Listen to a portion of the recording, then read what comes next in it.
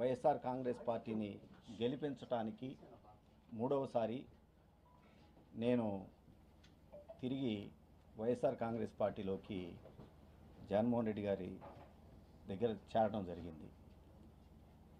పేద అభివృద్ధికి సంబంధించి జగన్మోహన్ రెడ్డి గారు అధికారులను ఆదేశించి ఆ పనులన్నీ కూడా చేయడం జరిగింది. ఉదాహరణకి గతంలో చంద్రబాబు నాయుడు గారు ముఖ్యమంత్రిగా ఉన్నప్పుడు ఏదైతే బలవంతపు భూసేకరణకి మంగళగిరి రూరల్ అదేవిధంగా తాడేపల్లి రూరల్ మండలాల్లో బలవంతపు ల్యాండ్ ఎక్విజిషన్కి నోటిఫికేషన్ ఇచ్చారో దాన్ని రద్దు చేస్తాము అని చెప్పడం జరిగింది. ఆ విధంగా ఆల్రెడీ పని సిఆర్డీఏ వాళ్ళు గుంటూరు కలెక్టర్ గారు కూడా పనిచేయడం జరిగింది. అది తుది దశకి చేరుకుంది.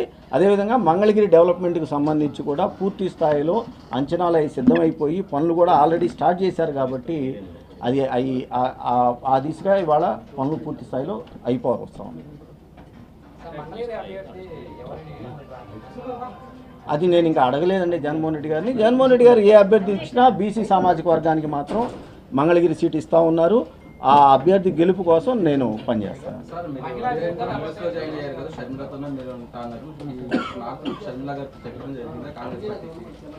నేను చెప్పలే, అదే ఇందాక అన్నానండి. 2009లో రాజశేఖర రెడ్డి గారిని ఓడించడానికి అప్పుడు ఉమ్మడి రాష్ట్రంలో ఉన్నటువంటి పార్టీలన్నీ కూడా ఎలా ఏకమైపోయినాయో ఇవాళ తిరిగి జగన్మోహన్ రెడ్డి గారిని ఓడించడానికి ఈ రాష్ట్రంలో ఉన్నటువంటి పార్టీలన్నీ కూడా ఏకమైనవి.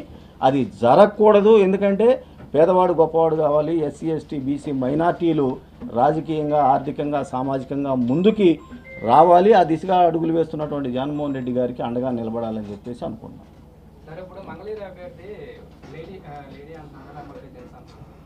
అది నాకు తెలియదండి. అదే అన్నాం, జగన్మోహన్ రెడ్డి గారు వైఎస్ఆర్ కాంగ్రెస్ పార్టీ ఎవరికి మంగళగిరి సీటు ఇచ్చినా కూడా బీసీ సామాజిక వర్గానికి సంబంధించి వాళ్ళ గెలుపు కోసం 100కి 100% పనిచేస్తాము. ఖచ్చితంగా మూడవసారి 2024లో వైఎస్ఆర్ కాంగ్రెస్ పార్టీ జెండా రెపరెపలాడుద్ది మంగళగిరి.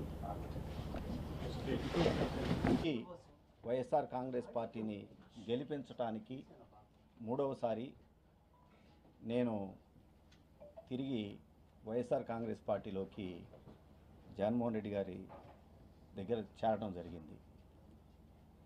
పేదవాడు శాశ్వతంగా వాళ్ళ జీవితాల్లో సంతోషంగా ఉండాలి, పేదవాడు గొప్పవాడు కావాలి. ప్రతి మధ్యతరగతి కుటుంబంగా కూడా ఎస్సీ ఎస్టీ బీసీ మైనార్టీలు అందరూ కూడా వాళ్ళ జీవితాల్లో వెలుగులు నింపడానికి జగన్మోహన్ రెడ్డి గారు చేస్తున్నటువంటి కార్యక్రమాల్లో ఒక 2 నెలల కాలం పాటు నేను పక్కకు వైదొలిగినటువంటి పరిస్థితి నుంచి మళ్ళీ తిరిగి ఆ జగనన్న బాటలో నడవాలి అని చెప్పేసి నేను నిశ్చయించుకొని తిరిగి రావటం జరిగింది. మనందరికీ తెలిసిందే, రాజశేఖర రెడ్డి గారి బాటలో నడుస్తున్నటువంటి జగన్మోహన్ రెడ్డి గారు ఇంకొక 20-30 సంవత్సరాల పాటు ఈ రాష్ట్రానికి ముఖ్యమంత్రిగా నిలబడగలిగితే, ప్రజలందరూ కూడా అండగా ఉంటే పేదవాడు వాళ్ళ జీవితాలు పూర్తి స్థాయిలో ఉన్నత స్థితికి వెళ్తాయని చెప్పేసి ఇవాళ జగన్మోహన్ రెడ్డి గారు చేస్తున్నటువంటి పరిపాలన రుజువు అవుతూ ఉంది అనే సంగతి మనందరం కూడా చూస్తూ ఉన్నాం. వైనాట్ 175లో నేను కూడా భాగస్వామిని కావాలని, అదేవిధంగా 25కి 25 పార్లమెంటు స్థానాలు కూడా తిరిగి వైఎస్ఆర్ కాంగ్రెస్ పార్టీ కైవసం కావడానికి నా వంతు కృషిగా నేను పనిచేస్తూ ఇవాళ జగన్మోహన్ రెడ్డి గారికి చాలా స్పష్టంగా చెప్పుకోవడం జరిగింది. 2014 నుంచి 2024 వరకు కూడా 2 సార్లు నాకు ఆయన మంగళగిరి శాసనసభ్యుడిగా అవకాశం కల్పించినందుకు ఆయనకి ధన్యవాదాలు తెలియజేస్తూ, అన్నా మీరు ఏ అభ్యర్థిని మంగళగిరిలో మీరు ఇచ్చినా కూడా ఆ అభ్యర్థి విజయానికి పూర్తి స్థాయిగా అన్కండిషనల్గా నేను పనిచేసి ఖచ్చితంగా తిరిగి మూడవసారి మంగళగిరిలో వైఎస్ఆర్ కాంగ్రెస్ పార్టీ గెలుపుకి నేను పనిచేస్తానని చెప్పి చెప్పడం జరిగింది. ఇటువంటి పరిస్థితుల్లో ఇక నుంచి అన్నకి నేను చెప్పడం కూడా జరిగింది, పేదవాడికి ఏ విధంగా అయితే ఈ రోజున జరుగుతున్న అదే ప్రతిపక్షాలన్నీ కూడా చూసాం. 2009లో రాజశేఖర రెడ్డి గారి మీద ప్రతిపక్షాలన్నీ కూడా ఏకమయ్యి ఏ విధంగా అయితే మరి రాజకీయంగా వచ్చినాయో ఆ రోజున ప్రజలందరూ కూడా రాజశేఖర రెడ్డి గారికి అండగా నిలబడ్డారు. అలాంటి పరిస్థితి మళ్ళీ తిరిగి ఈ రోజున వస్తూ ఉంది. ఈ రాష్ట్రంలో పేదవాడికి మంచి జరగకూడదు, మధ్యతరగతి వాడికి ఎవరు అండగా ఉండకూడదు, మధ్యతరగతి వాళ్ళు, ఎస్సీ ఎస్టీ బీసీ మైనార్టీలు ఎవరు కూడా రాజకీయంగా, ఆర్థికంగా, సామాజికంగా ఎదగకూడదు అని చెప్పేసి ఈ ప్రతిపక్షాలన్నీ కూడా చేస్తున్నటువంటి ప్రయత్నాన్ని తిరిగి ఎండగట్టాలి, వాటికి ఎదురుగా నిలబడాలి అని చెప్పేసి భావిస్తూ జగన్మోహన్ రెడ్డి గారి సారథ్యంలో అన్కండిషనల్గా పనిచేయడానికి, అదేవిధంగా మంగళగిరిలో మళ్ళా చెప్తా ఉన్నాం, తిరిగి 2024లో కూడా నేను వైఎస్ఆర్ కాంగ్రెస్ పార్టీ అభ్యర్థి గెలుపుకి నేను కృషి చేస్తాను, పనిచేస్తానని చెప్పి తెలియజేసుకుంటూ 19లో ఒక ఓసీ చేతిలో ఏ విధంగా అయితే తెలుగుదేశం పార్టీ నారా లోకేష్ గారు ఓడిపోయారో రాసిపెట్టుకుండి, మళ్ళా 24 ఎన్నికల్లో బీసీ సామాజిక వర్గానికి చెందినటువంటి అభ్యర్థి చేతిలో నారా లోకేష్ గారి ఓటమి ఖాయమని చెప్పేసి ఈ సందర్భంగా తెలియజేసుకుంటా ఉన్నాను. మళ్ళీ తిరిగి ఆ జగనన్న బాటలో నడవాలి అని చెప్పేసి నేను నిశ్చయించుకొని తిరిగి రావటం జరిగింది. మనందరికీ తెలిసిందే, రాజశేఖర రెడ్డి గారి బాటలో నడుస్తున్నటువంటి జగన్మోహన్ రెడ్డి గారు ఇంకొక 20-30 సంవత్సరాల పాటు ఈ రాష్ట్రానికి ముఖ్యమంత్రిగా నిలబడగలిగితే, ప్రజలందరూ కూడా అండగా ఉంటే, పేదవాడు వాళ్ళ జీవితాలు పూర్తి స్థాయిలో ఉన్నత స్థితికి వెళ్తాయని చెప్పేసి ఇవాళ జగన్మోహన్ రెడ్డి గారు చేస్తున్నటువంటి పరిపాలన రుజువు అవుతూ ఉంది అనే సంగతి మనందరం కూడా చూస్తూ ఉన్నాం.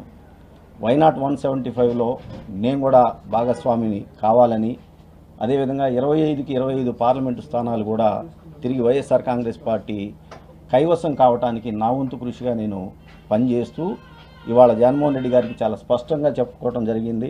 2014 నుంచి 2024 వరకు కూడా 2 సార్లు నాకు ఆయన మంగళగిరి శాసనసభ్యుడిగా అవకాశం కల్పించినందుకు ఆయనకి ధన్యవాదాలు తెలియజేస్తూ, అన్నా నేను మీరు ఏ అభ్యర్థిని మంగళగిరిలో మీరు ఇచ్చినా కూడా ఆ అభ్యర్థి విజయానికి పూర్తి స్థాయిగా అన్కండిషనల్గా నేను పనిచేసి ఖచ్చితంగా తిరిగి 3వసారి మంగళగిరిలో వైఎస్ఆర్ కాంగ్రెస్ పార్టీ గెలుపుకి నేను పనిచేస్తానని చెప్పి చెప్పడం జరిగింది. ఇటువంటి పరిస్థితుల్లో ఇక నుంచి అన్నకి నేను చెప్పడం కూడా జరిగింది, పేదవాడికి ఏ విధంగా అయితే ఈ రోజున జరుగుతున్న అదే ప్రతిపక్షాలన్నీ కూడా చూసాం. 2009లో రాజశేఖర రెడ్డి గారి మీద ప్రతిపక్షాలన్నీ కూడా ఏకమయ్యి ఏ విధంగా అయితే మరి రాజకీయంగా వచ్చినాయో, ఆ రోజున ప్రజలందరూ కూడా రాజశేఖర రెడ్డి గారికి అండగా నిలబడ్డారు. అలాంటి పరిస్థితి మళ్ళీ తిరిగి ఈ రోజున వస్తూ ఉంది. ఈ రాష్ట్రంలో పేదవాడికి మంచి జరగకూడదు, మధ్యతరగతి వాడికి ఎవరు అండగా ఉండకూడదు, మధ్యతరగతి వాళ్ళు, ఎస్సీ ఎస్టీ బీసీ మైనార్టీలు ఎవరు కూడా రాజకీయంగా, ఆర్థికంగా, సామాజికంగా ఎదగకూడదు అని చెప్పేసి ఈ ప్రతిపక్షాలన్నీ కూడా చేస్తున్నటువంటి ప్రయత్నాన్ని తిరిగి ఎండగట్టాలి, వాటికి ఎదురుగా నిలబడాలి అని చెప్పేసి భావిస్తూ జగన్మోహన్ రెడ్డి గారి సారథ్యంలో అన్కండిషనల్గా పనిచేయడానికి, అదేవిధంగా మంగళగిరిలో మళ్ళా చెప్తా ఉన్నాం, తిరిగి 2024లో కూడా నేను వైఎస్ఆర్ కాంగ్రెస్ పార్టీ అభ్యర్థి గెలుపుకి నేను కృషి చేస్తాను, పనిచేస్తానని చెప్పి తెలియజేసుకుంటూ 19లో ఒక ఓసీ చేతిలో ఏ విధంగా అయితే తెలుగుదేశం పార్టీ నారా లోకేష్ గారు ఓడిపోయారో రాసిపెట్టుకుండి, మళ్ళా 24 ఎన్నికల్లో బీసీ సామాజిక వర్గానికి చెందినటువంటి అభ్యర్థి చేతిలో నారా లోకేష్ గారి ఓటమి ఖాయమని చెప్పేసి ఈ సందర్భంగా తెలియజేసుకుంటాం.